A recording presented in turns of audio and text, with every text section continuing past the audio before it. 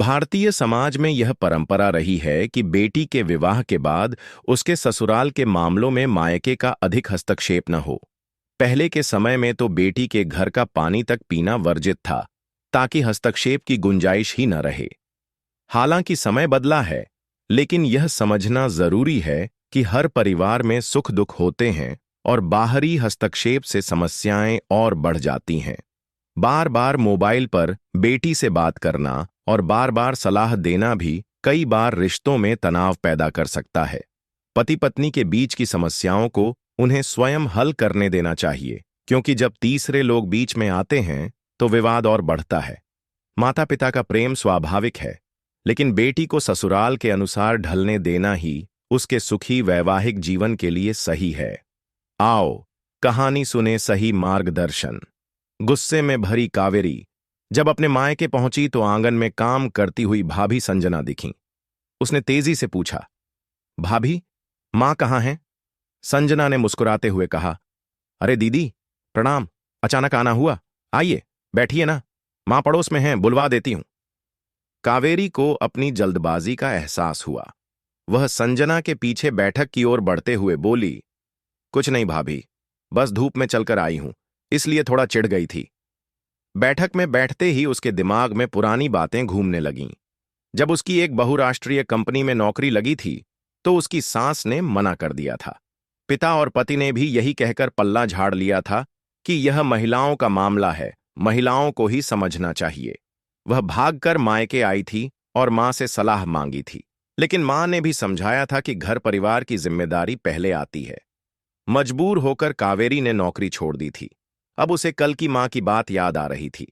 मां ने फोन पर बताया था कि संजना की नौकरी लग गई है और वह अगले हफ्ते से ज्वाइन कर रही है। यह सुनकर कावेरी को गहरा धक्का लगा था। मां, जिन्होंने उसे समझाया था, अब अपनी बहू के लिए नौकरी के फायदे देख रही थीं। संजना की आवाज ने उसकी तंद्रा तोड़ी। लीजिए दीदी, गर्मा गर्म पकौड़े और कॉफी, तब तक मैं मां को फोन लगा देती हूं। कावेरी ने पूछा, मां कहाँ गई हैं? कौशल्या चाची की बहू से मिलने। वह भी वर्किंग वुमन है, तो मां कुछ सलाह लेने गई हैं, संजना ने बताया। यह सुनकर कावेरी का गुस्सा और बढ़ गया। मां उसके समय दुनियादारी की बातें कर रही थीं और अब बहू के लिए टिप्स ले रही थीं। तभी मां अंदर आईं। अरे कावेरी, अचानक यहां, सब ठीक तो है? कावेरी ने गुस्से से कहा, अगर आती नहीं तो आपके दोहरे मापदंड देख ही नहीं पाती। मां ने संयम से कहा, बात साफ साफ कहो। कावेरी ने तंज कसते हुए पूछा, आप कहां से आ रही हैं? कौशल्या से सलाह लेने, मां ने सहजता से उत्तर दिया। तो मेरे समय पर आपको दुनियादारी याद आई थी। मां मुस्कुराई। बिल्कुल सही कहा बेटा, क्योंकि तू इस घर की बेटी है और संजना बहू। बेटी को मायका खुश देखना चाहता है, लेकिन ससुराल में उसकी खुशी उसके परिवार के साथ सामंजस्य में होती है। अगर तेरी सास को तेरी नौकरी से दिक्कत थी तो मैं क्यों झगड़ा लगवाती?